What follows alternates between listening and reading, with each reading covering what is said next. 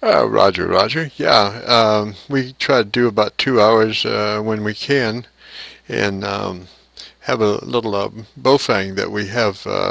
We have a pedestal on the handlebars, and matter of fact, if you go to YouTube and do a call letter search, Kilo Charlie 9 Victor Kilo Victor, you'll come up with 56 Qso-Vlogs of various topics on amateur radio, and the bike, you'll see a thumbnail of the bike there, and it'll show you exactly what the way I've got it set up there. It has a real special antenna which gives me a 3.5 dB gain on VHF and 6 dB gain on UHF, and I can hit 18 repeaters from the pedway as I tool around in the morning. Roger. This is N4RNG. My name is Bob, and I think I said that already.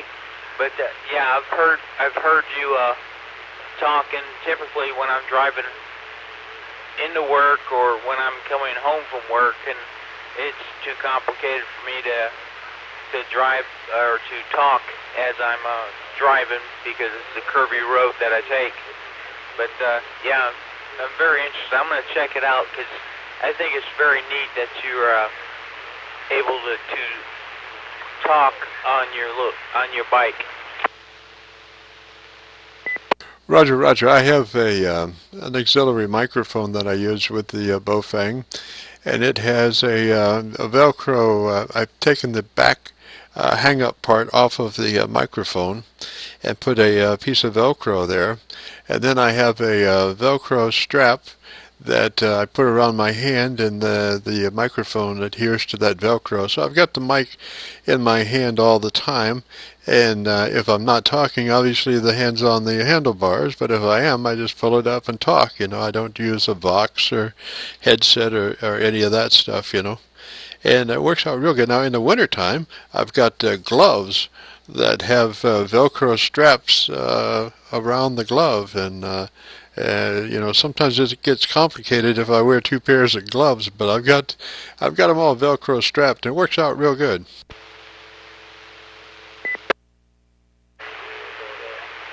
And here, and I was thinking that you were using the Vox.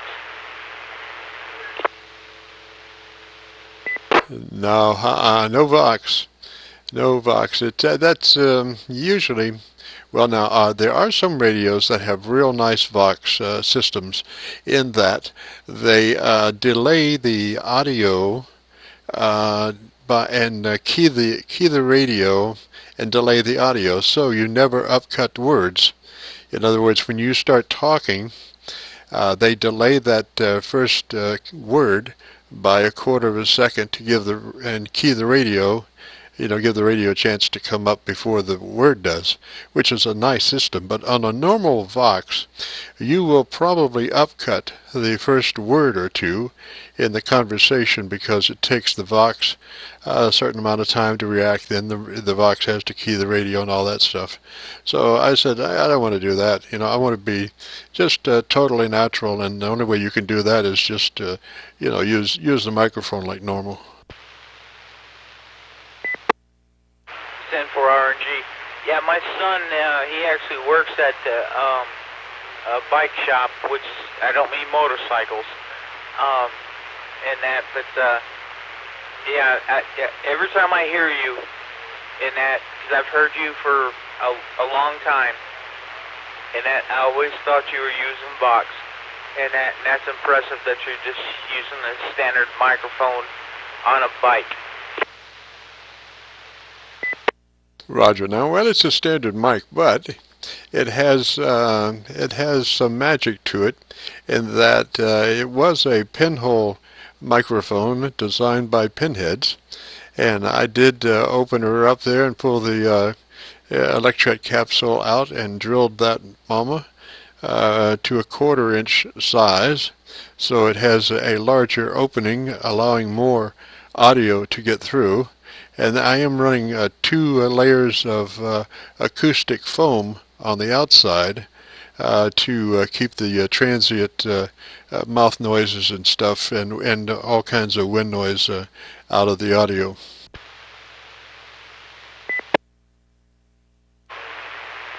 Well, that's really nice. I mean, at least you're getting your exercise. I get my exercise when I come home, running around the house, doing my chores and stuff like that.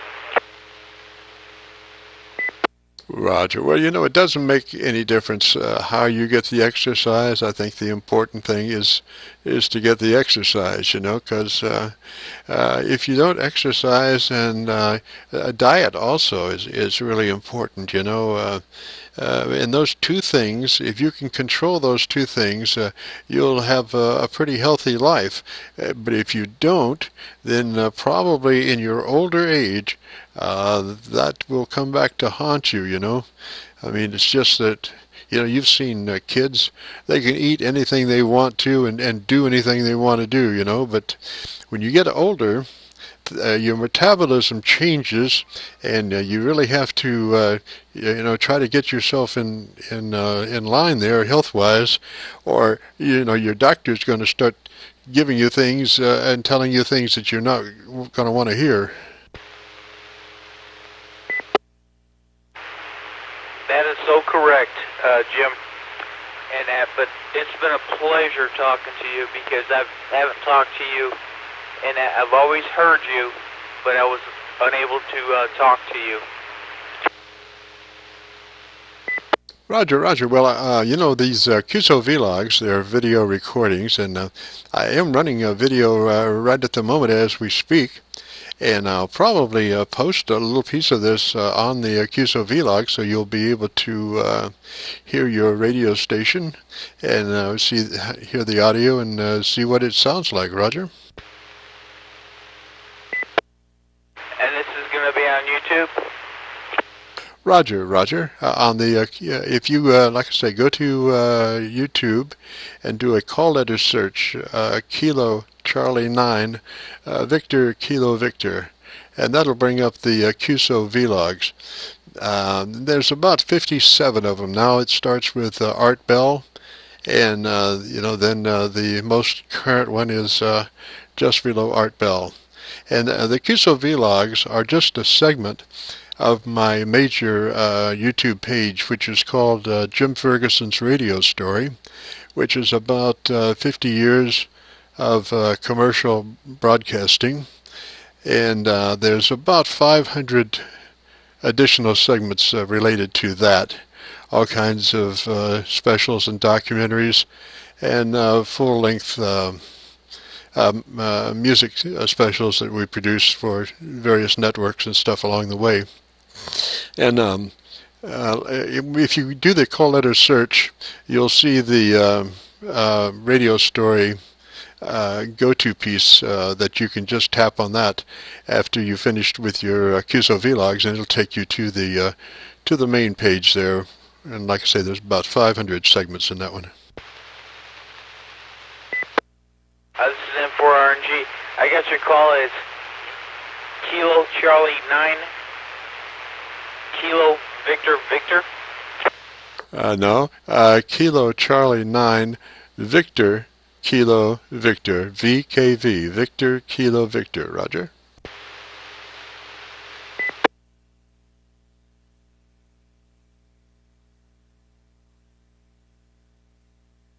I ran across a group up in Philadelphia the other day that is a bunch of retired guys. There's 35 retired guys in Philadelphia. And when I checked in, you know, they said, this is the Do Nothing Network, and your call sign is VKV. It must be Very Kind Vampire.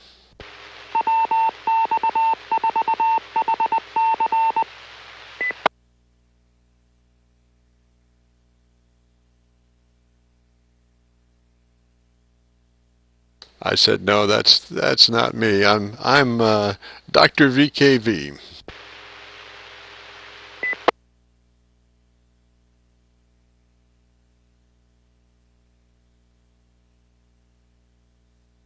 Bob and I are just all broke down Army guys. Army? Oh, what regiment?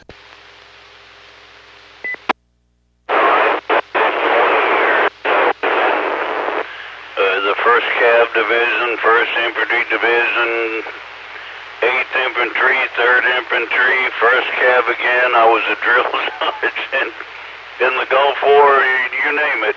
Now Bob, on the other hand, he jumped out of perfectly good airplanes. Roger. I wonder if there's any Fort Bragg or Pope Air Force Base in his past. This is N4RNG. I know that place very well. Jumped out of airplanes for 15.5 years. Roger, Roger. I did some time in Fayetteville, Fort Bragg, not in the military, but in commercial radio, WFLB in Fayetteville and WFBS in right beside Pope Air Force Base, Fort Bragg. Yeah, nothing made me smile is to smell the fuel and the nylon on our chutes when we loaded up. Roger, that's an interesting word there, because that station that was out towards Fort Bragg, Pope Air Force Base, was part of the Radio Smiles broadcasting group. We had, at that time, the FCC would let you have 6 or 7 stations, and that's what we had in the chain.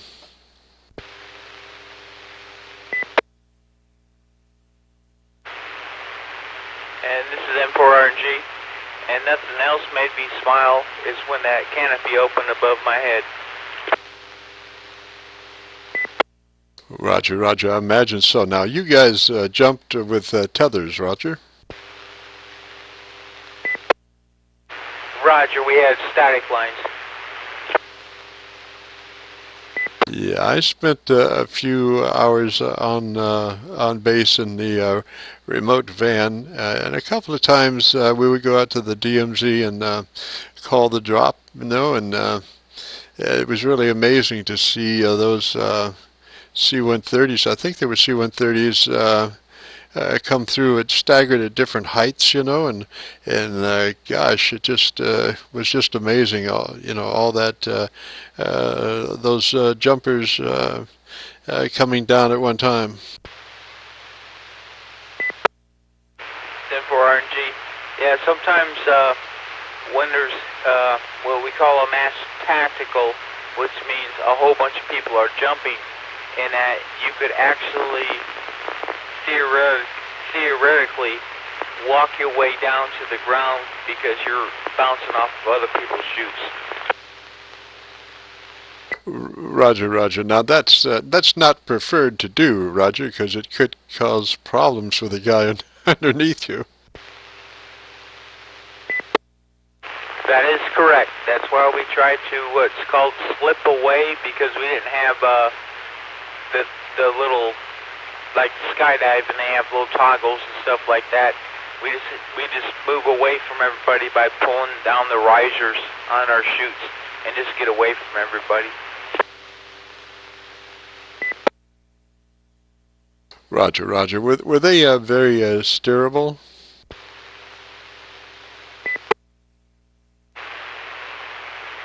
Well, now I jumped in back in the 80s, and they're steerable enough to get you to the ground, but that's the sole purpose, is to get to the ground as fast as possible. Roger, Roger. They probably had about a 100-foot activation height. Nope, negative. It's static line is probably about 13, 14 feet long. It opens up, and you're hitting the ground pretty quick. Roger. I was kind of thinking about from the standpoint of when the ripcord got pulled to hitting the ground, if you were at least 100 foot high, it would probably work. Would that be correct? The static plane is actually hooked up inside the aircraft, and when we jump out, its chute will open up in about 4 seconds, and then you hit the ground. Roger. Yeah, I know there's a whole cadence there. Stand up, hook up, stand in the door, and away you go. Yep, stand up, hook up, shuffle to the door.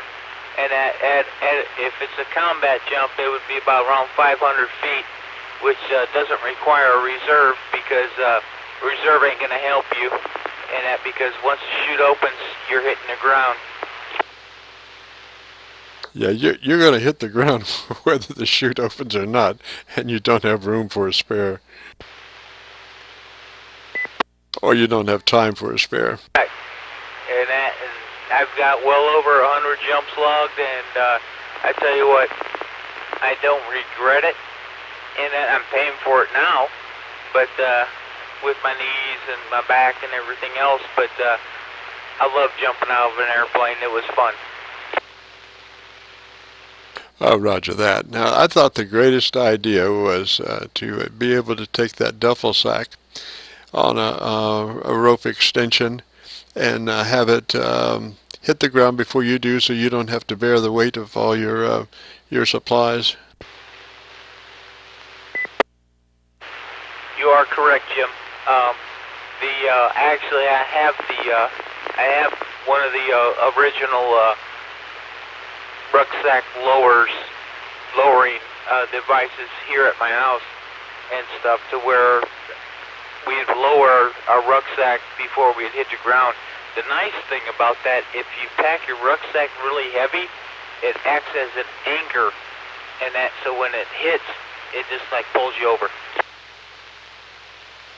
Roger, roger, and slows you up in case it's a windy day. And that is correct too. Yeah, I always admired the jumpers. Like I say, we would be out on the DMZ and get clearance from the information office there, public information office guys to be there, you know, as the jump progressed. And it's just, like I say, it's just amazing to see all that happen, and almost no injuries. Everybody walks off.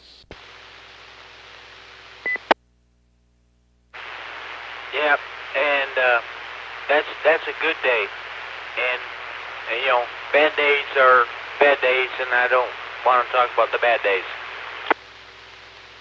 Roger. Well, obviously, certain injuries can cause you to no longer be capable of jumping. Twisted legs and broken legs and you know, hips and stuff.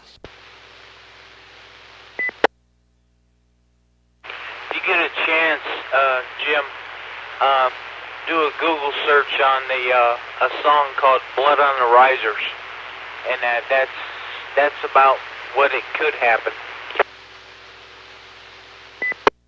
Roger. That on YouTube? I'm pretty sure it's on YouTube and any other place, because I play it every D-Day.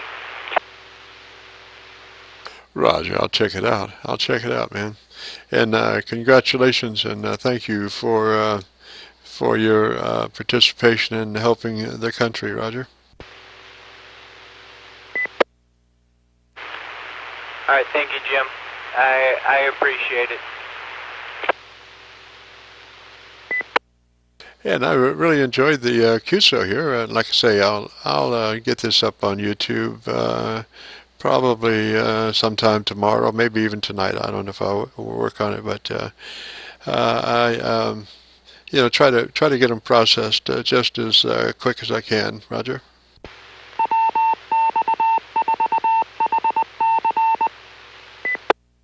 This is N4RNG, Roger, and just so you know, BOB-N4RNG is basically Ranger needs guidance.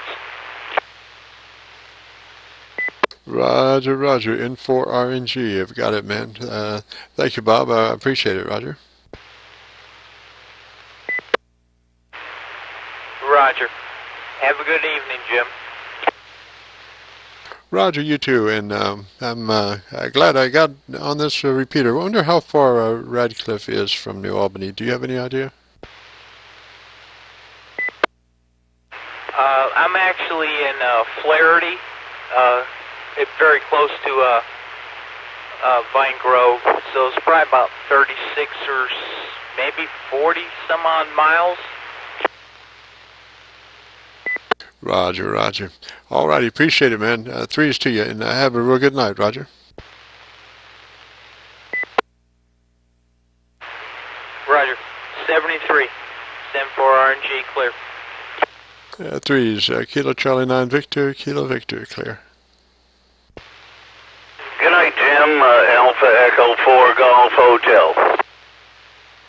Roger, Roger. Boy, I tell you, your mojo was up really loud, man. You got a lot of audio on that radio. I don't know how to adjust it. It's a Yaesu FT8800.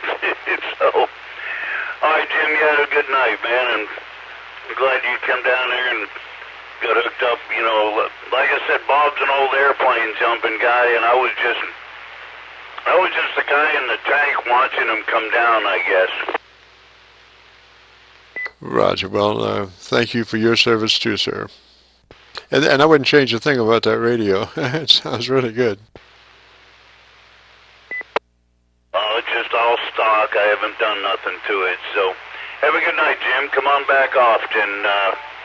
You'll usually find someone either on here or on the Aries machine, 140. Gosh, I can't remember frequencies. Yeah, there's usually someone on either one of the Aries repeaters down here in Arden County. Take care. KC9VKV, AE4GH. Roger, copy it as AE4GH. And what was the name, please? I'm sorry, my name's Phil, Papa Hotel, India Lima. Roger, Roger, Phil. Threes, have a good night. We'll catch you later. It's KC9VKV. We'll be clear.